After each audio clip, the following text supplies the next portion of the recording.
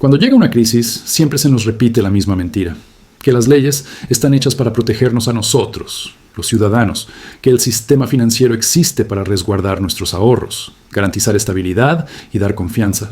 Pero la historia demuestra lo contrario. Cada vez que un país se enfrenta a un colapso económico, las leyes se reescriben de madrugada. Y casi siempre lo hacen para salvar a los bancos, no a la gente.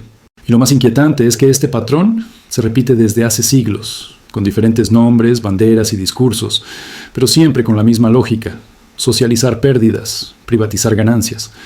El origen de este diseño lo encontramos ya en el siglo XIX, cuando las primeras leyes de bancarrota en Europa y América castigaban con dureza a los deudores comunes, pero ofrecían margen de maniobra a grandes acreedores y banqueros.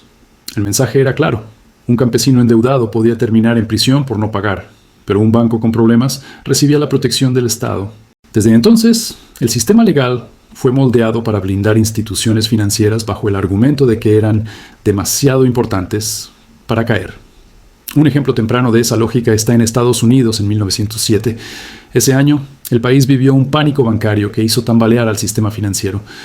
Mientras pequeños ahorristas veían evaporarse sus depósitos, un grupo de banqueros encabezado por J.P. Morgan organizó un rescate que terminó sentando las bases de la Reserva Federal. Se creó la ilusión de que la banca había sido disciplinada, pero en realidad lo que ocurrió fue que se institucionalizó un mecanismo. A partir de entonces, el Estado actuaría siempre para sostener al sistema bancario en nombre de la estabilidad. El ciudadano común seguiría siendo prescindible. Décadas después, en 1933, en plena Gran Depresión, el presidente Franklin D. Roosevelt aprobó la ley Glass-Steagall, que separaba banca comercial y de inversión.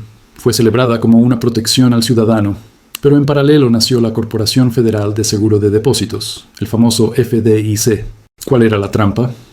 Que al garantizar los depósitos de los bancos, el Estado asumía el riesgo de las quiebras, liberando a las instituciones de su responsabilidad real. Desde entonces, el mensaje era doble: tu dinero está seguro, siempre y cuando aceptes que tu seguridad depende de blindar primero a la banca. Este patrón se repite también en nuestra región y con consecuencias todavía más duras. A finales del siglo XX y comienzos del XXI, América Latina se convirtió en laboratorio de rescates financieros en los que las leyes se reescribieron no para proteger a las familias, sino para blindar a los bancos. En cada caso, el discurso fue el mismo: es necesario para evitar un colapso mayor. Y en cada caso, el resultado fue idéntico. Los poderosos salvaron su capital, mientras millones de ciudadanos perdieron patrimonio, empleo y confianza. El mensaje incómodo es este: no importa si hablamos de Nueva York en 1907, de Washington en 1933, o de Quito, Ciudad de México y Santiago en los años 90. La historia de la deuda siempre tiene un hilo conductor. Cuando la banca está en riesgo, la ley se convierte en un escudo. Cuando tú estás en riesgo, la ley se convierte en un muro. En América Latina, este patrón se hizo dolorosamente evidente. Quizá el ejemplo más recordado sea el corralito argentino del 2001, cuando millones de ciudadanos vieron congelados sus depósitos de la noche a la mañana. Pero lo cierto es que Argentina no fue el único caso.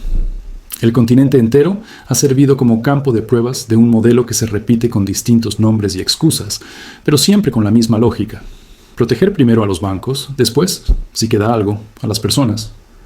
Tomemos el caso de México en 1994. El llamado error de diciembre provocó una devaluación brutal del peso, disparando la inflación y quebrando a miles de familias y empresas. El sistema bancario estaba al borde del colapso, porque la mayoría de los créditos se había otorgado en dólares, y de pronto la gente ya no podía pagar. La solución del Estado: crear el FOBAPROA, un fondo que absorbió esas deudas privadas y las transformó en deuda pública. En otras palabras, lo que eran pérdidas de los bancos se convirtieron en obligación de todos los mexicanos. Lo que debería haber sido una crisis para las instituciones financieras terminó siendo una hipoteca generacional para los ciudadanos. Hasta hoy, décadas después, esa deuda sigue presente en el presupuesto nacional. La narrativa oficial fue que se salvó al sistema, pero en realidad lo que se hizo fue blindar a los bancos con dinero público y sacrificar la independencia financiera de millones. Otro caso brutal ocurrió en Ecuador en 1999, con el llamado feriado bancario. El país atravesaba una crisis por la caída del precio del petróleo y la fuga de capitales. La respuesta del gobierno fue decretar el congelamiento de depósitos. Durante más de un año, los ciudadanos no pudieron acceder a sus propios ahorros. La inflación devoró el poco poder adquisitivo que quedaba y cientos de miles de familias vieron su patrimonio reducido a nada. Mientras tanto, los banqueros obtuvieron tiempo para reestructurar sus pasivos y recibir apoyo estatal. El resultado fue devastador. Migración masiva a una economía dolarizada como medida de emergencia y una sociedad que entendió en carne propia que el sistema financiero explicado en los discursos no es un seguro para la gente, sino para los bancos. Chile también vivió su propio capítulo en 1982, en plena dictadura de Pinochet.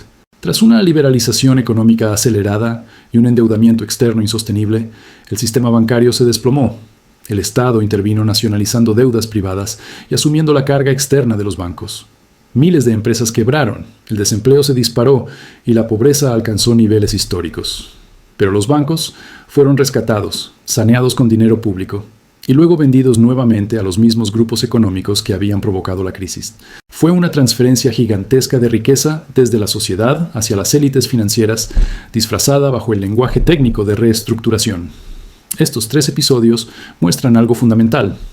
Las leyes y decretos emitidos en cada una de esas crisis no fueron improvisaciones, fueron herramientas calculadas para preservar la estabilidad del sistema financiero. Se diseñaron para garantizar que el capital institucional sobreviviera, aunque eso significara sacrificar a los ciudadanos. El Estado, en lugar de actuar como árbitro neutral, se convirtió en socio del sistema bancario.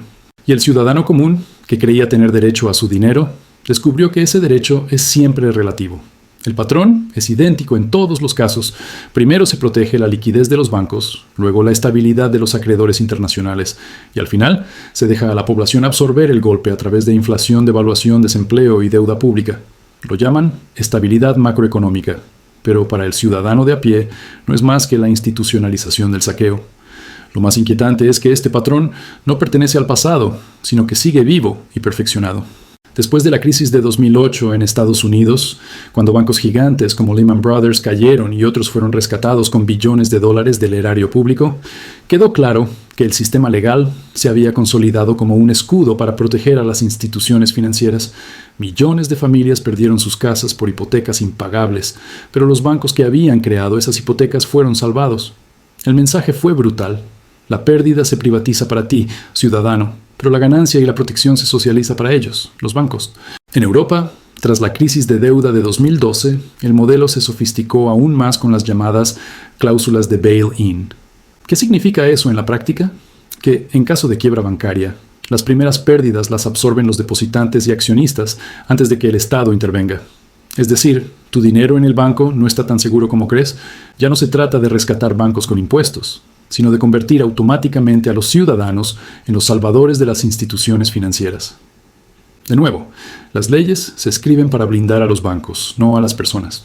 Incluso en fechas recientes vemos la misma dinámica. En 2023, cuando Silicon Valley Bank y Signature Bank colapsaron en Estados Unidos, el gobierno intervino de inmediato para garantizar la liquidez de las instituciones y evitar un efecto dominó. Se protegió a las empresas tecnológicas y a los grandes depositantes, pero miles de pequeños negocios dependientes de líneas de crédito quebraron silenciosamente. La narrativa oficial fue: se evitó una crisis mayor. La realidad fue la misma de siempre. El sistema se protege a sí mismo, el ciudadano queda relegado, y mientras tanto, la inflación explicada actúa como un impuesto oculto. Cada vez que los bancos centrales imprimen dinero para rescatar al sistema, ese dinero nuevo erosiona el valor de tus ahorros. No hace falta que te congelen depósitos o que te quiten la casa. Basta con que el billete que usas todos los días compre menos. Es el mismo mecanismo con un disfraz diferente. Lo que pierdes en poder adquisitivo se convierte en estabilidad para el sistema. La conclusión es incómoda, pero ineludible. Las leyes que regulan la banca no se diseñan para ti.